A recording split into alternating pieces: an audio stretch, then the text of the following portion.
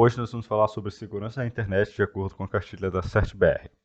Nós vamos falar sobre como é feita a navegação na internet de maneira segura e como é feita a prevenção de danos para evitar que ataques e golpes sejam aplicados a pessoas, empresas e instituições.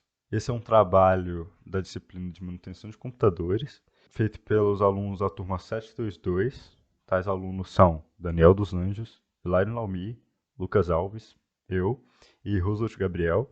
A disciplina é ministrada pelo professor Matheus Barbosa e lá vamos nós. A internet, ela se tornou mais do que apenas um utensílio, uma ferramenta que nós utilizamos no nosso dia a dia.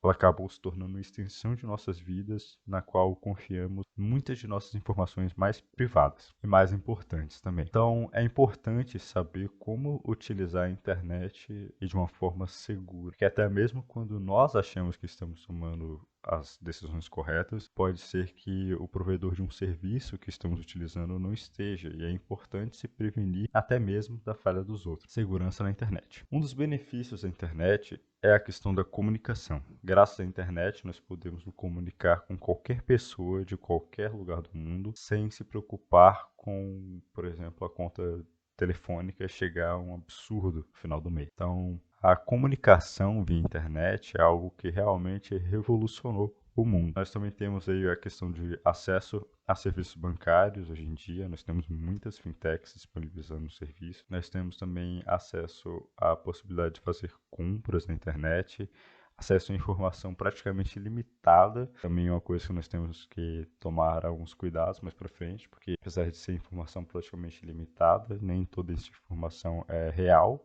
ou válida. Nós também temos a questão da acessibilidade, permitindo aí que pessoas que antes não teriam acesso a determinados recursos, quando elas passam a ter acesso a pelo menos ao recurso da internet, elas começam a ter portas abertas que antes seria impossível. Temos também a questão da internet das coisas. Como a gente disse, a internet ela deixou de ser apenas uma ferramenta e está cada vez mais fazendo parte da nossa vida. E um exemplo disso é a internet das coisas, que está aí realmente se integrando com as coisas mais simples do nosso dia a dia e conectando elas à rede e disponibilizando ainda mais das nossas informações online. Então, a gente tem que tomar determinados cuidados para que essas informações não tenham esse grande acúmulo de informações na mão de provedores de serviços e da internet em si, que isso não seja algo negativo para a gente.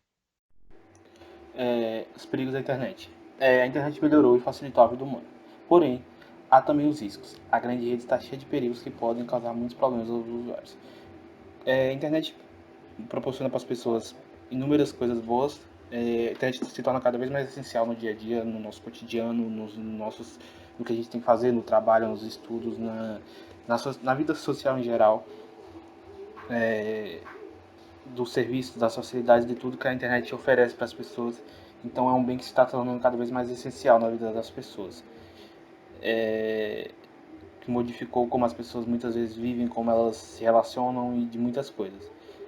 Porém, como tudo, tem os prós e os contras, a internet tem também contras. Tem muitos problemas, armadilhas, coisas que podem causar prejuízo e dor de cabeça para as pessoas. Então as pessoas têm que ter consciência e tomar cuidado em relação a muitas coisas, porque o que mais tem por aí são riscos, perigos, armadilhas que as pessoas podem cair e acabar tendo dores de cabeça. Alguns problemas podem ser que na internet está cheio de pessoas mal intencionadas, então você vai ter contato muitas vezes com muitas delas e você tem que tomar cuidado, porque isso pode te causar muitos problemas, né? Então a internet está cheia de pessoas mal intencionadas, cheio de que podem causar algum mal para as pessoas, então tem que se tomar cuidado. O acesso a conteúdos impróprios ou ofensivos, os conteúdos impróprios principalmente para crianças, adolescentes no geral, que podem causar problemas, ou conteúdos ofensivos de cunho preconceituoso, racista, que podem causar problemas para as pessoas, né? E roubo e perda de dados, o que mais acontece são de pessoas caírem em golpes, em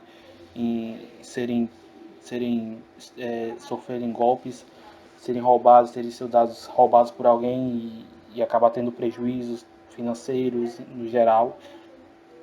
Então tem que se tomar muito cuidado com isso, principalmente em relação a onde você coloca seus dados, aonde você fornece seus dados, para quem você fornece seus dados.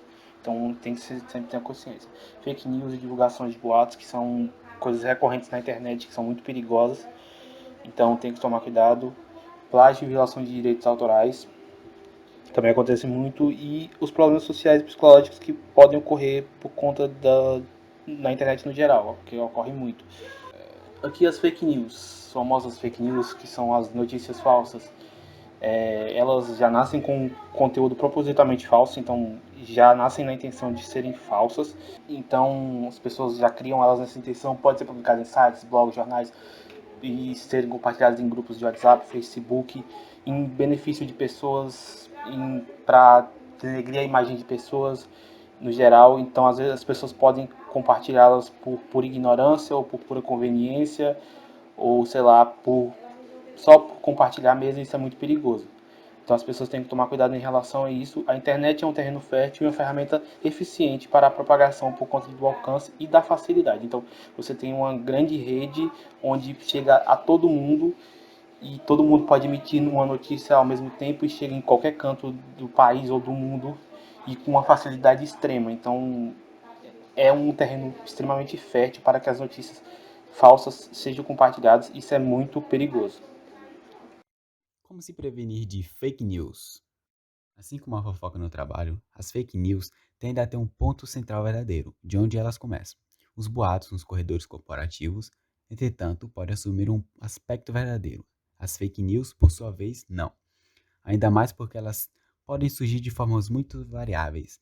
Às vezes, no texto está correndo enquanto a chamada do link é mentirosa.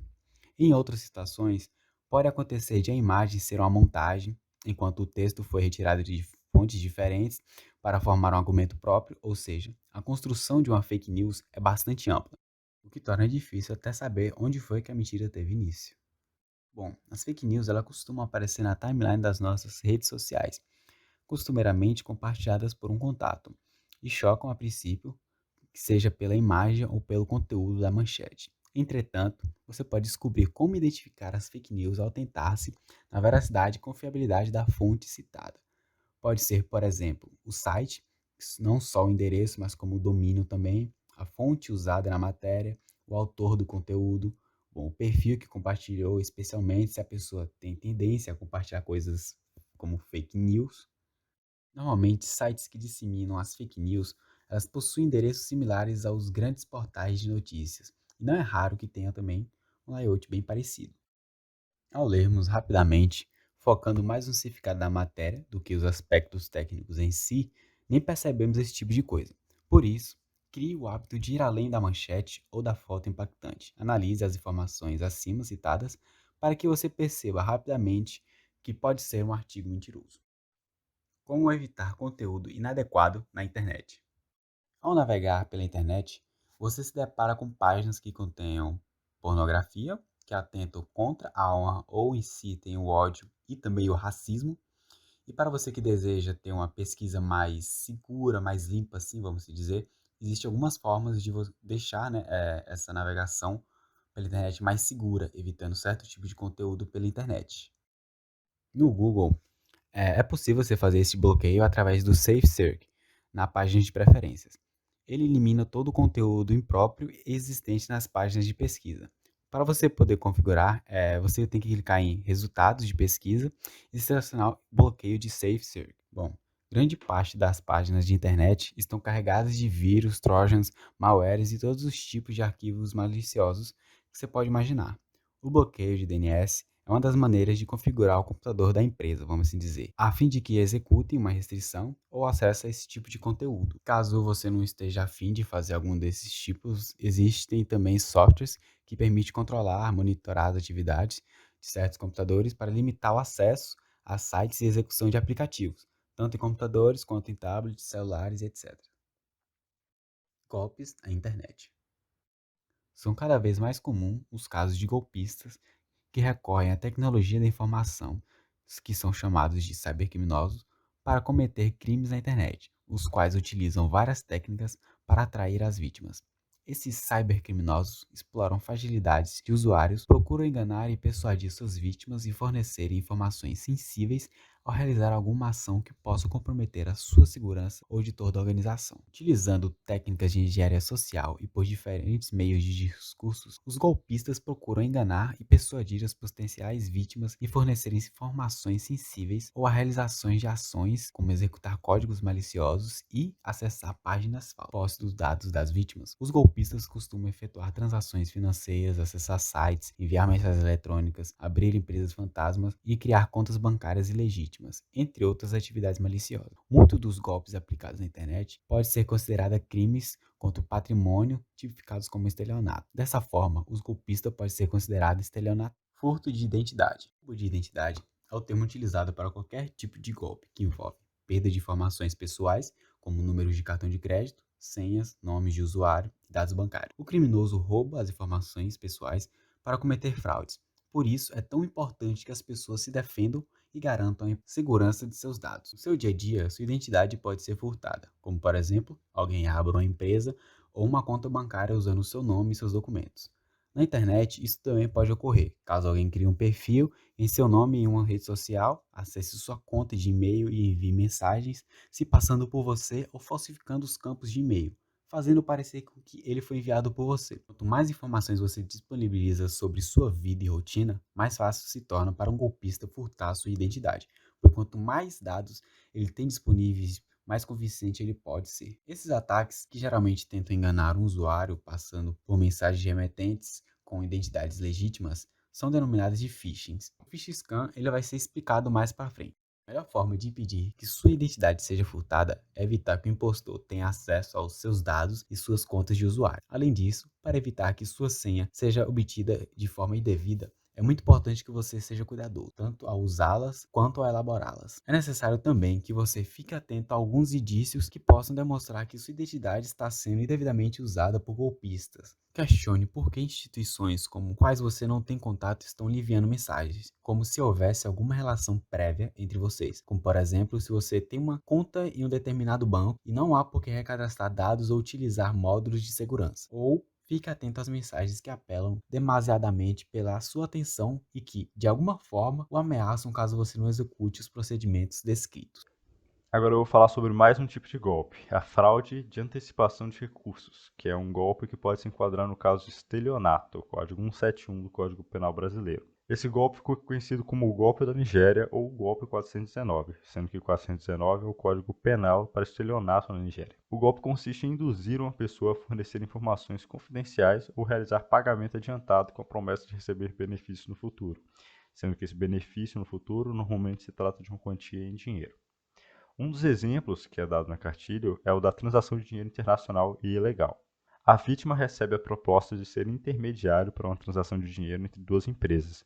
Os golpistas sugerem que a pessoa faça transferências de grandes quantidades de dinheiro e que depois eles recompensarão ela com uma parte do dinheiro que foi investida a mais, além de devolver aquele dinheiro. Então, parece que é uma coisa tipo win-win, né? Você vai emprestar o dinheiro, vai receber o dinheiro de volta e depois ainda vai receber uma certa quantidade. A vítima se sente no lucro e topa, né? Os golpistas extraem o máximo de recursos possíveis da vítima e depois partem sem recompensá-la. Afinal, é um golpe, né? A pessoa percebe que caiu num golpe, mas como topou participar de uma transação ilegal, ela se sente insegura de denunciar, pois de certa forma ela também estava cometendo um crime. Esse golpe é conhecido como golpe nigeriano, mas ele é muito comum em diversas partes do mundo e é visto de diversos outros formatos também. Não necessariamente ele vai ocorrer dessa forma aí. Esse é um bom caso para ilustrar o problema. Em 2012, no Cariri, esse golpe estava sendo aplicado de forma intensa na região. Inclusive, é importante dizer que apesar dele ser conhecido como golpe nigeriano, o próprio governo da Nigéria tem ações contra esse golpe, né? Porque aparentemente era um caso muito comum. Outros exemplos desse golpe é o caso da noiva russa ou do noivo gringo, que acontece bastante por aqui. É o caso também do crédito fácil, também tem outras questões de doações para animais, né? Tem a oferta de emprego e a loteria internacional.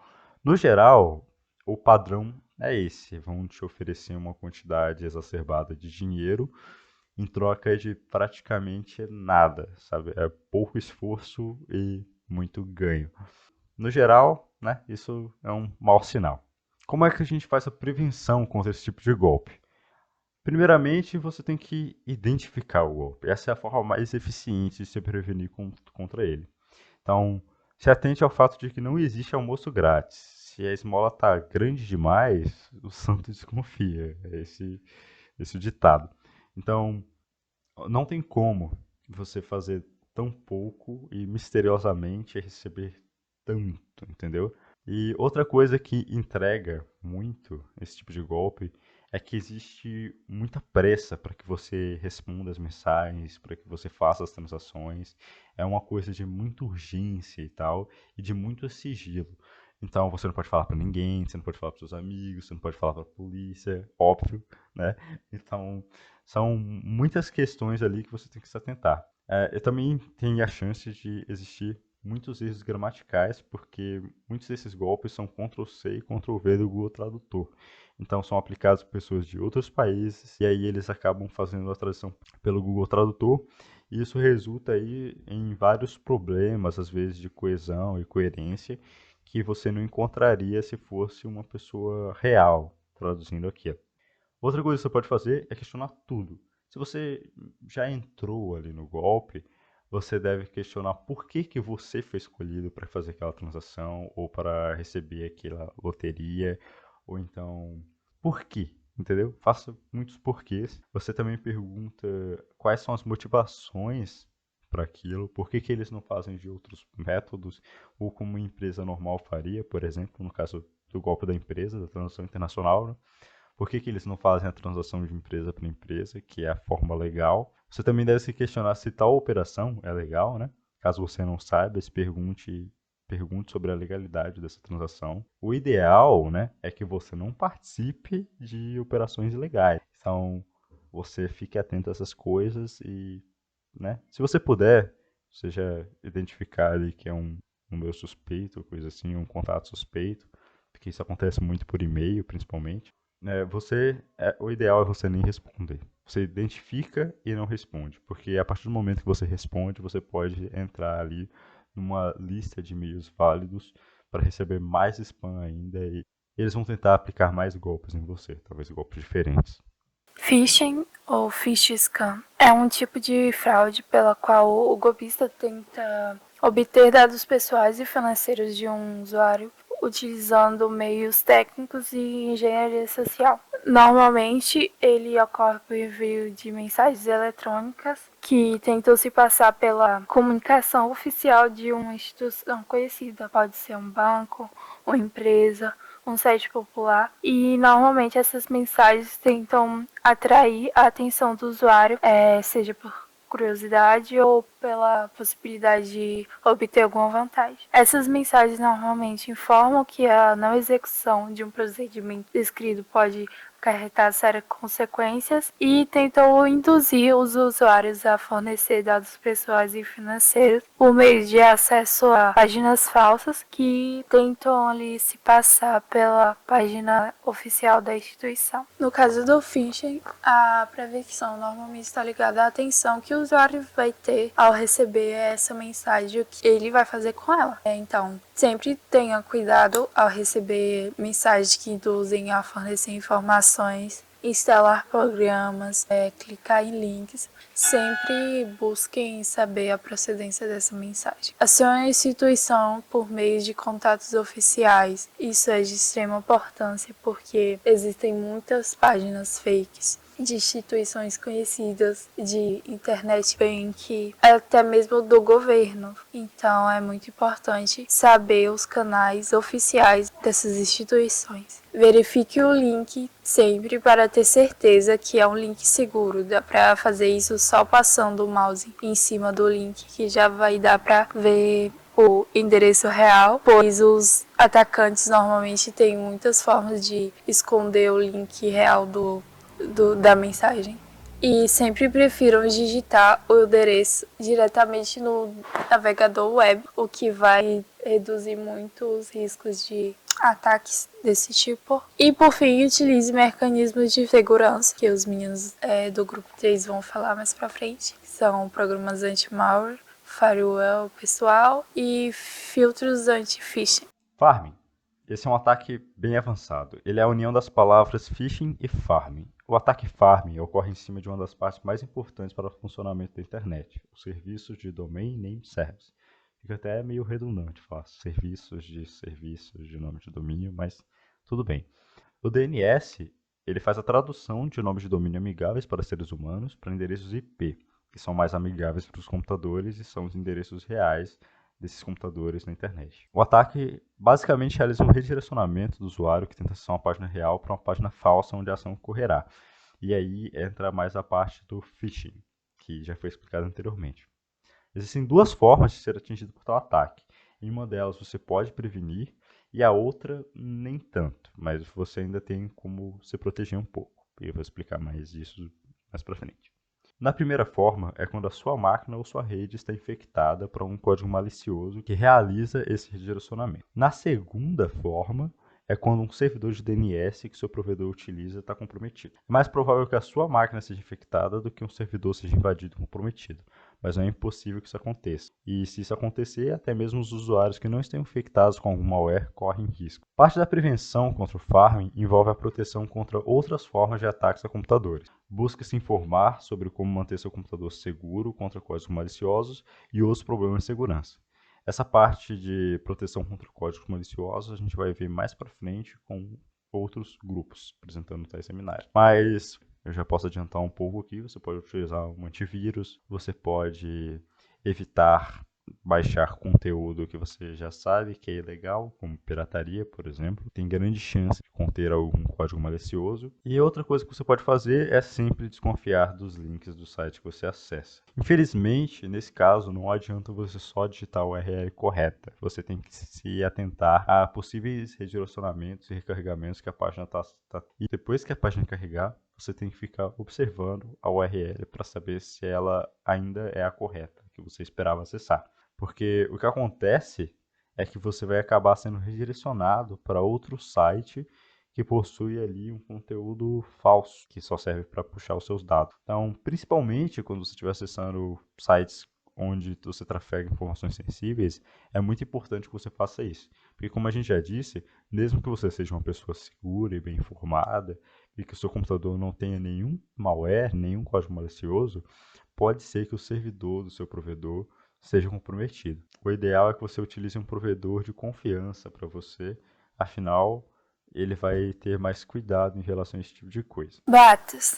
Bom, a boataria sempre utiliza mensagens que possuem conteúdo alarmante falso. E essas mensagens normalmente têm como remetente alguma instituição, empresa ou órgão governamental, e por meio de uma leitura minuciosa do seu conteúdo, normalmente é possível identificar informações sem incentivos e tentativas de golpes. Eles podem trazer sérios problemas, né? E entre eles estão conter códigos maliciosos, podem tanto roubar informações como danificar o aparelho. Eles espalham desinformações pela internet, como eu disse, e normalmente eles possuem informações sem sentido sobre determinado assunto. Eles ocupam desnecessariamente espaço nas caixas de e-mail, que é um meio mais comum, né, para esse tipo de golpe. Comprometem a credibilidade e a reputação de pessoas e entidades referenciadas na mensagem. A prevenção da boataria é bem simples. Na verdade, você precisa identificar se a mensagem que você está recebendo é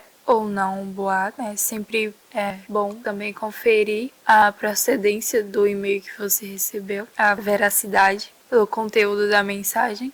Para identificar esse boato, normalmente ele apresenta consequências trágicas caso determinada tarefa não seja realizada, promete ganhos financeiros, apresenta erros gramaticais e informações contraditórias. E você pode se prevenir, como já disse, verificando as fontes, né? Também a procedência do e-mail. E caso você perceba irregularidades, aconselhado você a notificar a instituição envolvida para que possa tomar providências cabíveis e também se manter informado, né? Novas formas de golpe surgem diariamente e é importante que você se mantenha informado.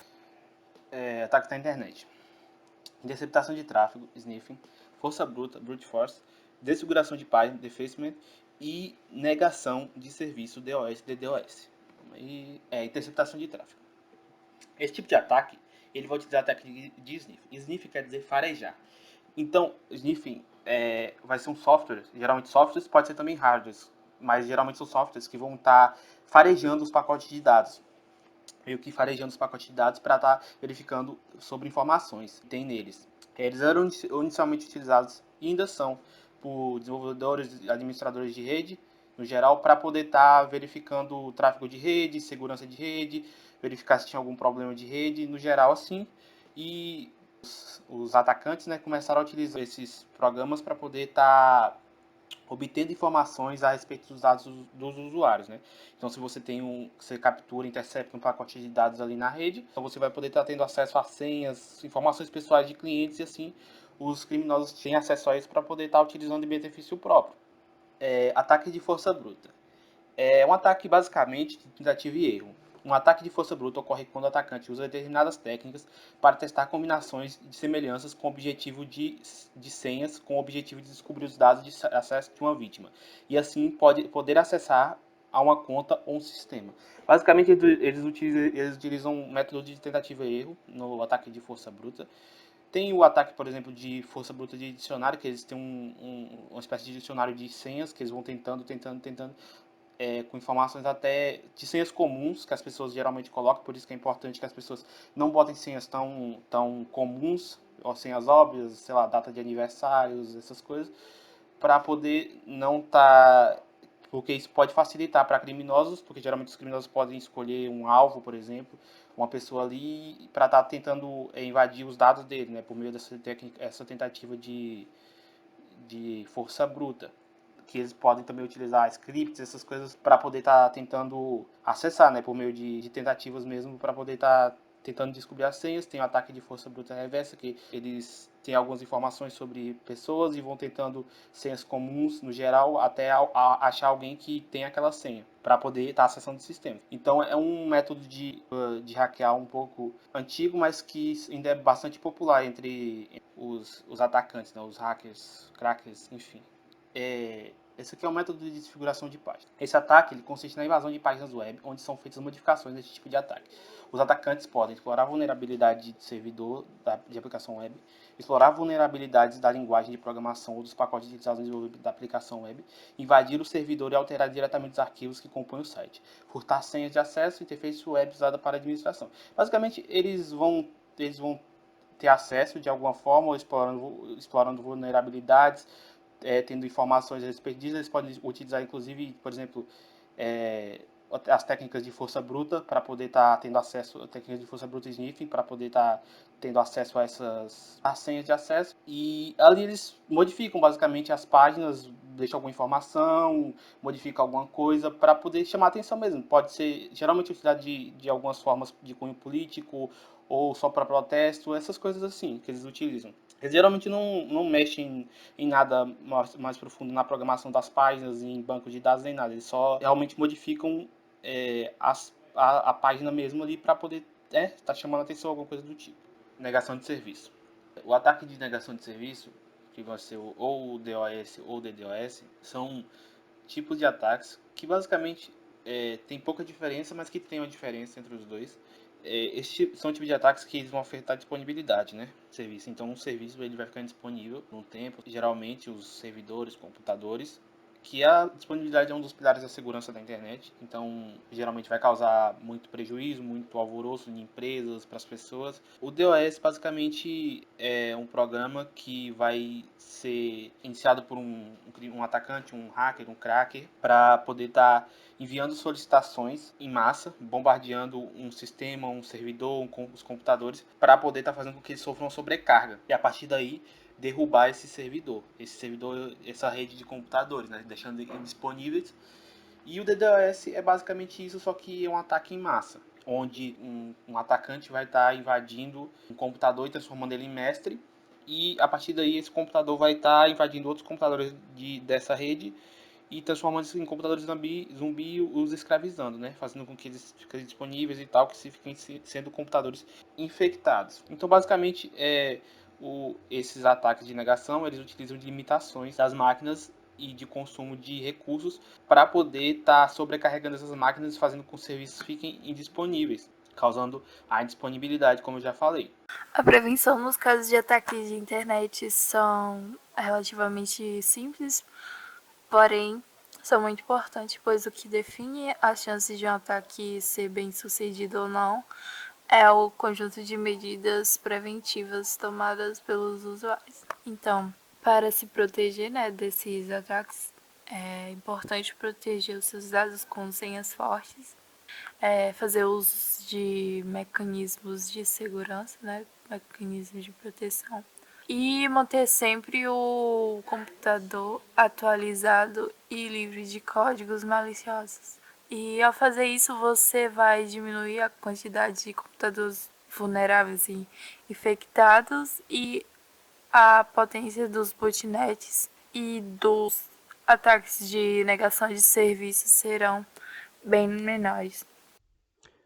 E é isso. Esse foi o trabalho. Muito obrigado a quem assistiu e até a próxima.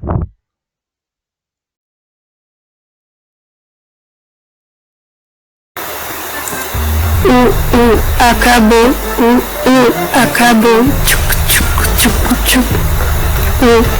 Acabou. 2019.